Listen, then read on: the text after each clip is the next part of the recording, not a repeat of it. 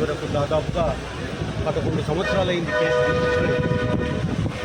చాలా రకాలైనటువంటి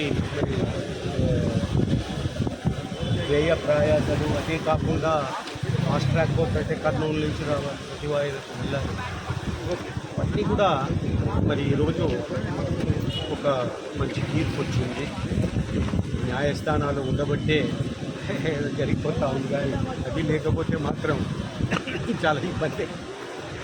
ఈరోజు మరి ఈ యొక్క తీర్పు ఏదైతే ఉందో అప్రిషియేట్ చేస్తున్నాము. మా వాళ్ళంతా కూడాను చాలామంది లాయర్స్, ఒక టీం రవి గారు కానీ, లేకపోతే శుక్కర రాజేంద్ర ప్రసాద్ గారు, అదే రకంగా మిగతా వాళ్ళంతా చాలా బాగా ఇన్డెప్త్గా చూసి వాదించడం జరిగింది.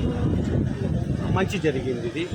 మరి ఇన్నాళ్ళు పెండింగ్లో ఉన్న కేసులు కొట్టివేయడం ఫాస్ట్ ట్రాక్ కోర్టులో ఒక మంచి పరిణామం.